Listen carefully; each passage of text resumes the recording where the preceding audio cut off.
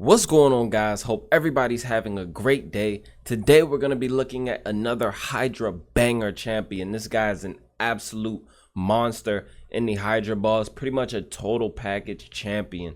Aphidus the Hivelord. He is a mythical champion, so you know you can only get him from primal shards, but my god, when they made this champion, they really put some thought into it. The design is just amazing. When he metamorphs, this guy just looks crazy. Look at this guy. Amazing. So let's take a look at his kit and see exactly why we're going to be using him in Hydra. I think he really shines in Hydra. You can probably use him in some other places as well. But on the A1, attacks one enemy, places a perfect veil buff on the ally with the highest attack for one turn. So you get some perfect veil in there.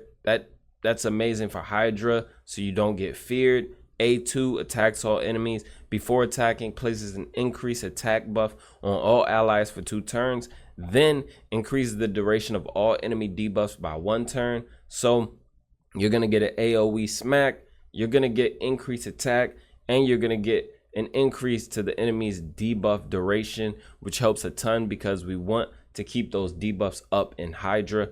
On the A3, attacks all enemies and then instantly activates HP burn debuffs on the enemy. We know how strong HP burn activation can be.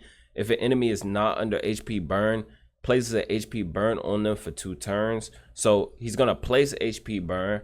He's going to activate HP burn. He's not going to do it at the same time. That would be way too broken on this champion if he did them at the same time.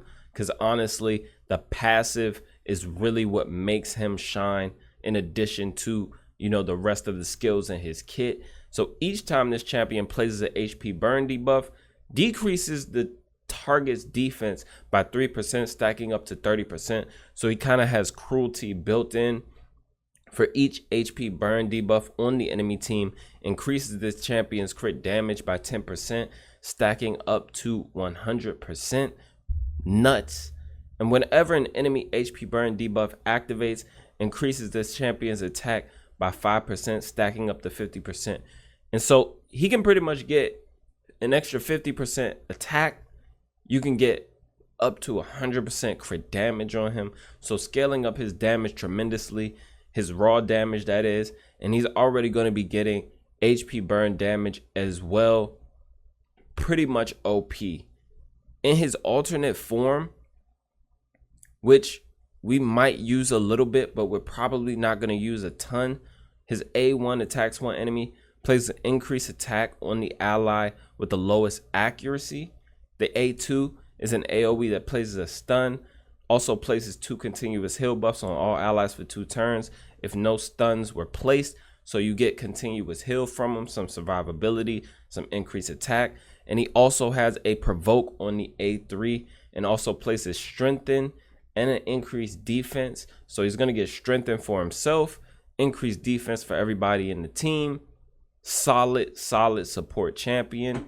He also has a passive here. When attacked, has a 100% chance of placing a 25% weaken and a 35% chance of placing a stun on the attacker. So obviously that stun here and the stun on the A2 are not going to be used in Hydra, but they can be used in some other places. Also increases this champion's defense by 1 point for every 2 points of attack when in the alternate form. So we're going to be building him with attack, and if we need to switch over to the support form, he's going to convert that into defense, similarly to how some other champions in the game, you know, convert resist to attack, resist to accuracy, accuracy to resist. You've got Mithrala who does it. One of the Doom Tower champions does it as well. The Shadowkin one, General the Stork, I believe he converts resist into accuracy or accuracy into resist. I can't remember offhand. Let's just take a look at him really quickly, even though this is not about him. So yeah, when attacking, converts the champion's res into additional accuracy. So similar to that, he's going to be converting his attack that we're going to be building him with, well, that we already have built him with, into defense. So amazing champion. I think that the kit is great, right? You get some damage out of him. You get some great support. You get heals. You also get a provoke. This is pretty much everything you need for Hydra, right? You're coming in, you need your heals, you need a provoker. He's not going to be our primary provoker, more so a backup provoker. Going to give us increased accuracy, can go ahead and give us a veil, give us some HP burn, activate some HP burn, increase duration of debuffs, increase his raw damage as well. This guy is the total package. Now let's look at the stats that we have on him right now. In his base form, just 4,000 attacks, so not much. 225 speed, 263 crit damage, 333 accuracy. So this is not like a crazy build. I wish I could put this champion on my account so that I could throw him in the set that I want to throw him in. But right now he's kind of just in mixed sets, some speed here and just whatever else to get the stats. I would really like to put this champion in a curse set. I feel like he would really shine in a curse set. That way I don't have to bring a hex champion if I don't need to the fight as well, and have him, you know, do that as well. But we're not as fortunate right now while we are on Fortune's account. So solid stats. That's the stats in the alternate form, and obviously he's going to be converting his attack to defense to increase his defense. And let's go and take a look at how he shines in Hydra. So we're going to go into the Hydra boss, and we're going to be testing him out on Brutal. And this is the team that my clanmate tested him out with, but I think I'm going to no, this is the team that I was playing around with earlier, and I didn't want to bring in another HP burner with him, but I think that AoE decreased defense will kind of help us out quite a bit. So we're gonna bring in Michinaki. We also have Erebus, we have a Krizia in there, we have a Tuhana Rock, and we have a Molly. And none of these champs are built ridiculously crazy. We could maybe take a look at the builds after. But what we're going to do is we're going to see how much damage we can do. Now, we know that Aphidus is going to take quite a bit of time to scale his damage up. The build is not crazy, but over time, he is going to build up his damage. So let's take a look at what this run actually looks like, and we'll try to see, you know, how far we can go to get a good grasp on, you know, what his damage will be for us in maybe, I don't know, 100 mil run or so, if I have the patience to sit here and do 100 mil. So we're gonna go ahead and place our block buffs up, get some decreased speed up as well. Well, it didn't work. All right, didn't get the decreased speed. Let's go ahead and get hex up, and then we're gonna place our decreased defense, get HP burn up as well. And HP burns are activating already. All right, poison cloud goes up. We're not worried about it. Still got one turn on the Molly provoke, so that's great.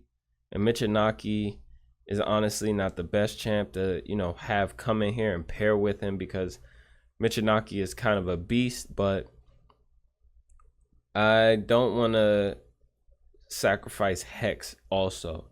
So I feel like Michinaki was the best bet to bring in here. Obviously I could replace, you know, Erebus with someone else, but we're just gonna go with what my clanmate had in. So we increase the duration of the debuffs that are up right now. Solid. Molly coming through doing her job, and we're gonna get some heals up on people in a moment. Let's go ahead and just get decreased speed up everywhere that we can, because we're going to need it. Tuhana Rock is not trying to place right now. And let's get some turn meter.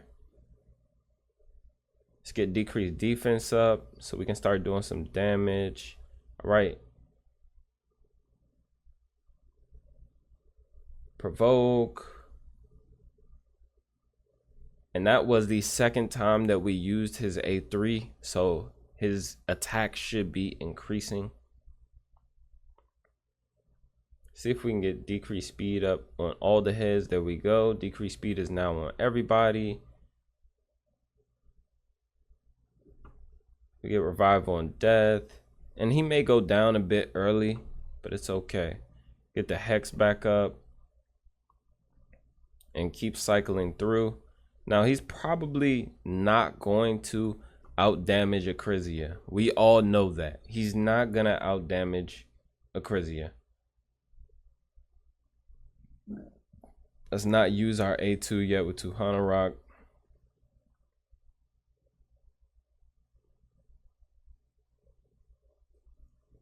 He's not gonna out damage Acrizia, but he will potentially do almost as much damage as Michinaki, even though Michinaki is getting splash damage. So actually, no, he's not gonna do the damage Michinaki does. But I want to see what he contributes in a longer run.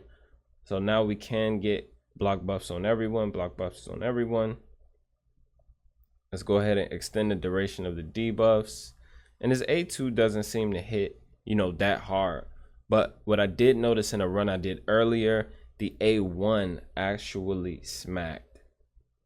The A1 was actually doing some pretty good damage for us. So we get provoke back around. Let's make sure we keep decreased defense up. And we're looking good. Get HP burns up. Keep increasing his damage.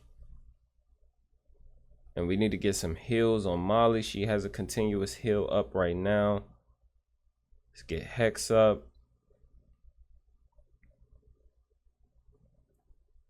Let's take the increased defense and increase speed. And now we can transform him so we can get a provoke. We'll metamorph him and then we can get a provoke up over here. So we got the provoke that we needed, which is solid. So he's coming in, he's doing a ton for us right now.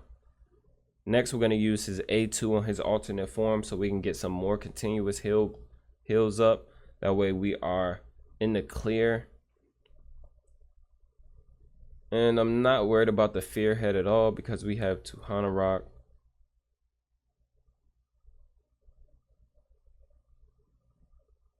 So in a moment, Aphidus is going to take his turn. Aphidus, he's going to take his turn. And then we will get some continuous heal up on everyone. And we can go ahead and get back in the clear. We don't have any shields or anything like that. All right. We get continuous heal up. Solid. Now everybody should jump, back up to full health. And then we can go ahead and put him back in his base form. And smooth sailing from there. And we can switch, back and forth as we see fit. So Molly coming right back up to full health. Everybody's coming right back up to full health. Let's get decreased speed up on the fearhead. Nope, didn't work. Okay. And we got to wait one turn to metamorph, so we can go ahead and just use his A1. That is a really fast animation, actually. Use Michinaki's A1. Let's not waste the hex.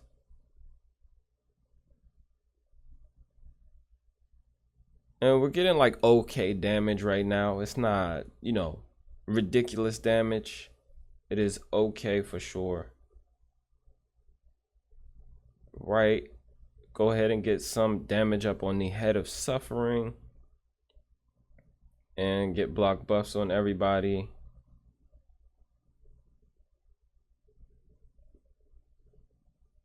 All right. Now we are going to metamorph back into the base form so we can get HP burn up. Get HP burn up, increase that damage some more. Let's get Hex up. Oops, we got feared. Guess we won't be getting Hex up right now, which kinda is not fun because we really need the Hex. Should have waited a turn, but maybe Michinaki will come back around for us. So we get decreased speed there. Let's get decreased speed here. They provoke Acrizia. Acrizia is about to get consumed. Let's go ahead and increase the duration of the debuffs. We don't need to provoke right now. All right, and Hex came back for us, so we get Hex up over here, and we should be good to go. And pretty much HP burn is going to be, you know, doing the bulk of the damage for us. So I don't think there are any debuffs that we really want to spread. There might have been one here that we didn't have on everyone else, but pretty much everybody's true fear right now. Okay, it's A1 doing some pretty good damage. And we're gonna get our champ back in no time. All right, Michinaki really still in the thunder right there, but it's okay. All right, we'll get HP burn up here. Let's wait to use his A3 so we don't get feared. Get some turn meter, decrease speed. And now we might switch to the alternate form.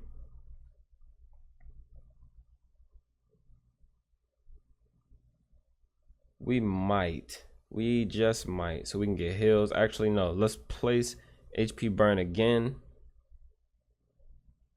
Try to increase his damage some more and activate HP burn. Let us let's go ahead and try to spread some debuffs now. I was hoping to spread the decrease speed everywhere, but it's fine. We didn't get it on this head, but it's okay. Decrease speed is so important. All right, just moving through.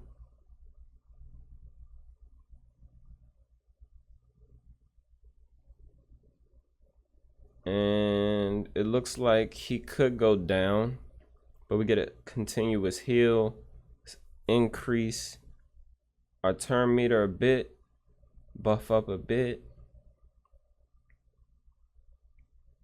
and we can metamorph, get some heals.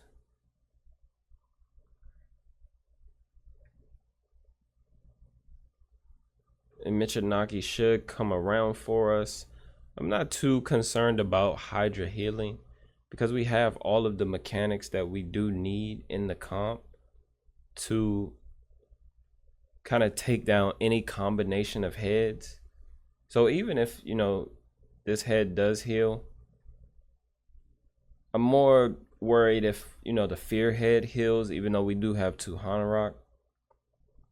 So let's go ahead and we can actually use his A3 so we can get, oof, he got feared, it's okay. It's gonna get strengthened up on him. Krizia just is unfair.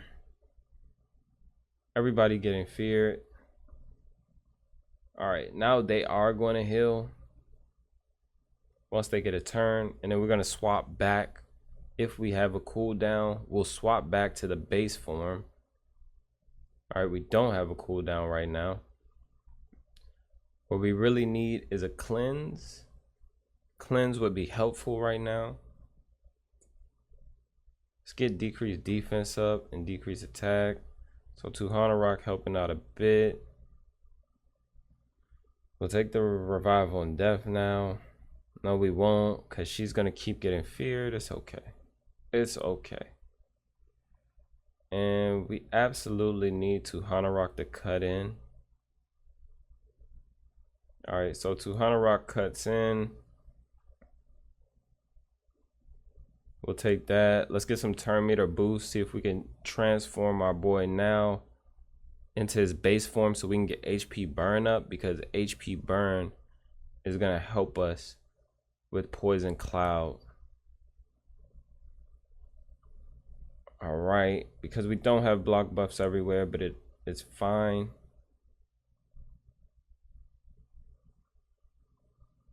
it is fine because Poison Cloud hates HP burn. It doesn't work, which is something that I actually only recently learned. Like you're always learning things about Hydra. All right, we use his A2. He gets feared. It's okay. And the comp is looking a bit shaky right now. We do have Revive on Death, and we have a Reviver. We have one Reviver. All right, and I'm just going to finish out this run and then come back at the end.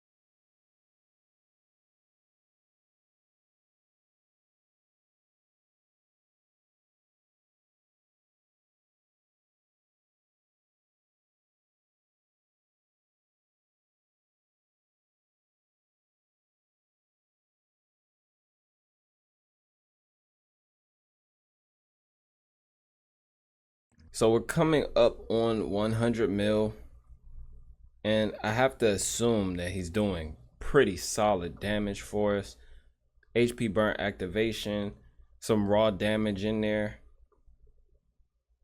And it took us about, 40 minutes or so to get to 100 mil. That's not, bad for a team that's hasn't been, min-max to really do Hydra together. I don't know that Fortune has used this exact team together before. So, come on.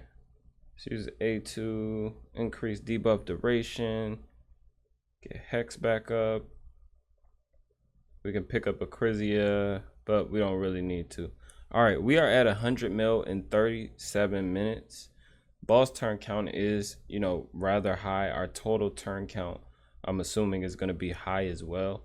So we're going to end the run and just see what the breakdown of damage is. Obviously, a Crizia is going to be doing the bulk of the damage. Michinaki doing some damage as well. So Aphidus coming out with 14 mil and 100 mil. Not terrible, but I was expecting a bit more. We did have some places, when we had decapitated heads, whereas A1 was hitting for about 390, or so K damage, which is pretty good. Obviously, Michinaki is gonna, do 20 mil just based on Hex, but he's not even in a ridiculous build either.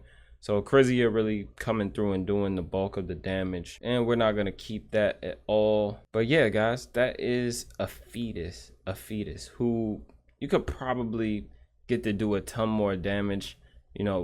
He's not in a crazy build or anything like that, but he's providing so much for the comp. He's giving you HP burn, he's giving you activation, he's giving you, some raw damage, some decent support as well in there. So I would say great champion for sure. If you have him on your account and you're looking to make some Hydra progress, then definitely use this guy. But that's going to be all for us today.